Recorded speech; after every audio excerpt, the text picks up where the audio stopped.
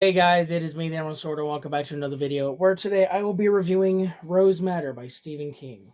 So, Rose Madder is actually quite similar to the previous Stephen King book I read that wasn't the children's book, the previous Stephen King novel, Dolores Claiborne. I will get into that in a little bit, but right now, I actually thoroughly enjoyed Rose Madder. It is a bit of a weird one, which I will, of course, explain very briefly, but I really enjoyed Rose Madder. So, yeah. Book is going up, which means it is time for spoilers.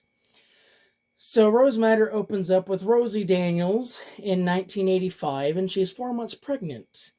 But due to her husband Norman being very abusive and causing violence against her, she unfortunately results in a miscarriage. And that's not very fun.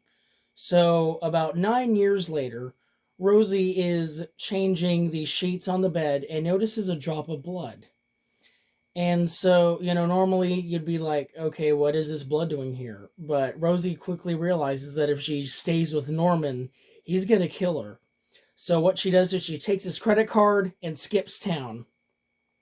And so she goes to a town like 800 miles away, I think. So, I think she lives in New York, and then she went 400, 800 miles away, so that's somewhere in the Mideast.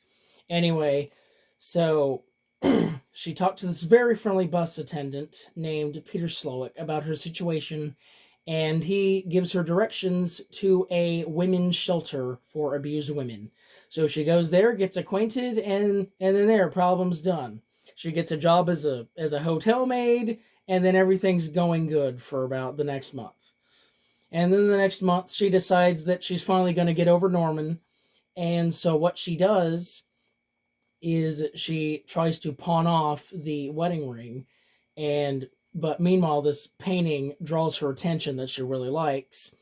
And it is with a woman wearing a dress from the back. She's wearing a dress that is a mix of red and purple, which is called Rose Madder. So that probably explains the title of the book. Probably wondering about the bull, but we'll get there in a second, so don't worry. Anyway, so she trades the ring for the painting, and then she's like, cool. But the guy who sold her the painting, Bill Steiner, his father owns the pawn shop. He starts to get a liking for Rosie, and he asks her out. And so she's like, sure. Meanwhile, Rosie also meets a guy named Rob Lefferts, or Ron Lefferts, or whatever his name is. And he wants her to read an excerpt from a book out loud. And so she does so, and she does so perfectly that he offers her a job as an audiobook reader. So that's her job now. And so, yeah, things are still going pretty well. But let's get back to Norman for a little bit.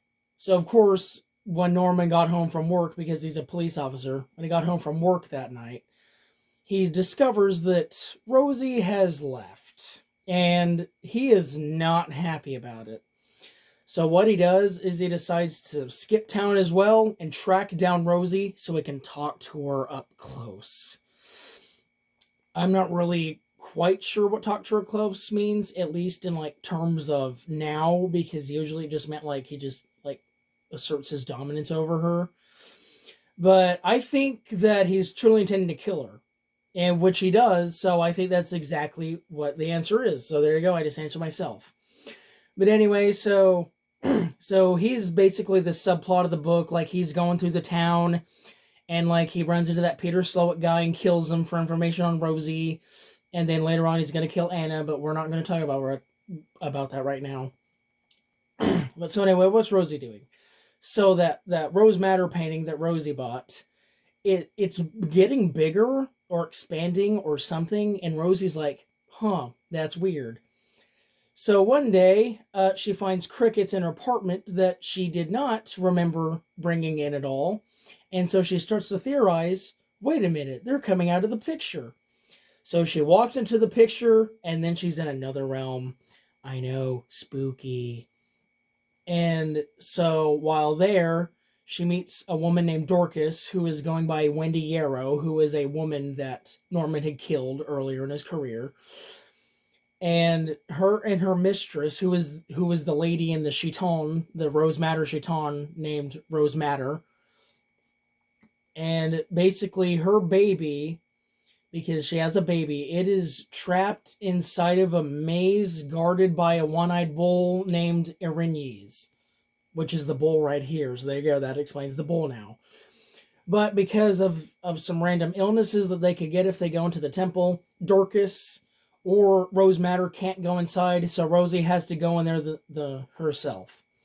So she goes in, and she starts to kind of lose her mind, but then she gets the baby and returns it to Rose Madder and Dorcas. And then she goes out of the painting, and she's like, okay, that was just a dream. And then that's it. So then, of course, other stuff happens. Norman gets closer and closer to finding Rosie. And Rosie and Bill are actually like a pretty strong couple. They're going out and stuff. But one day, Norman realizes that Rosie is probably at this like carnival thing. And so he attacks some of Rosie's friends and kills Anna afterward because he really needs to know where she went.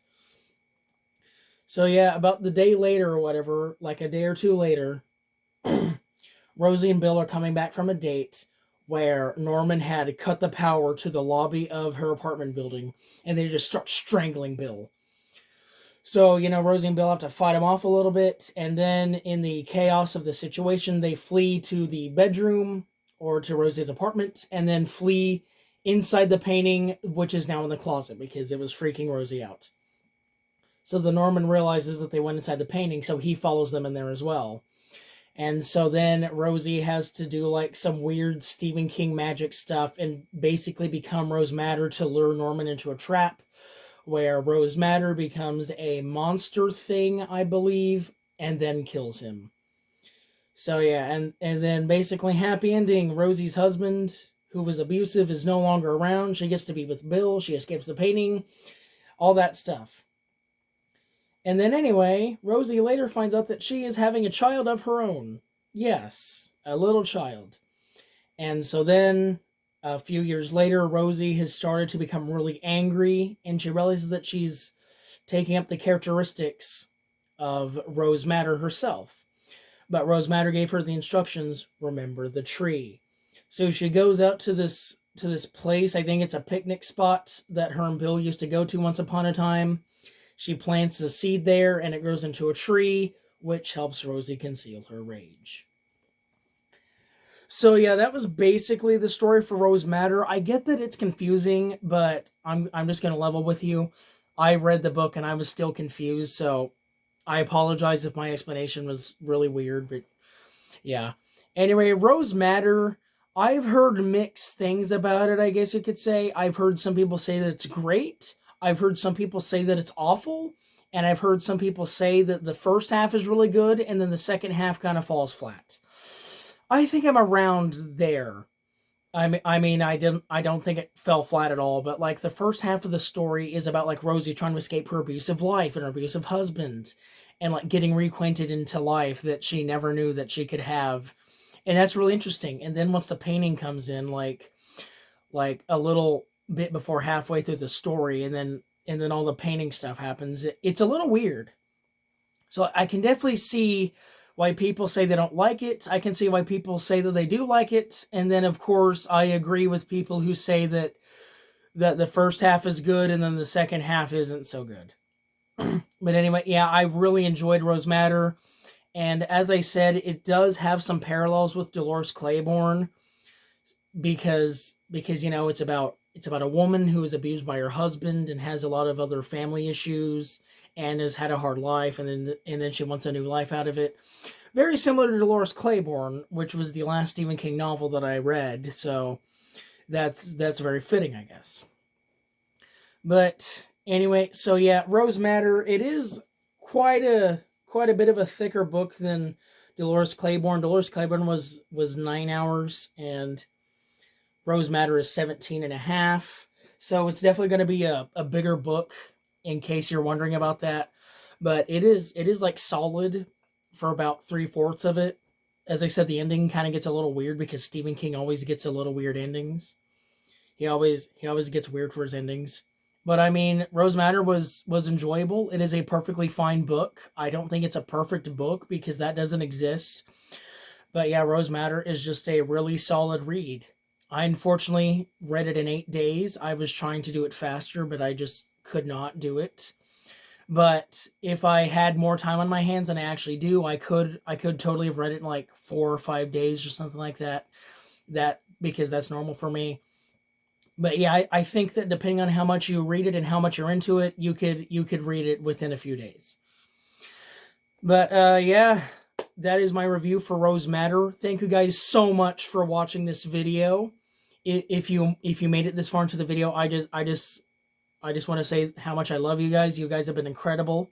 My channel really blew up this year, so that's great.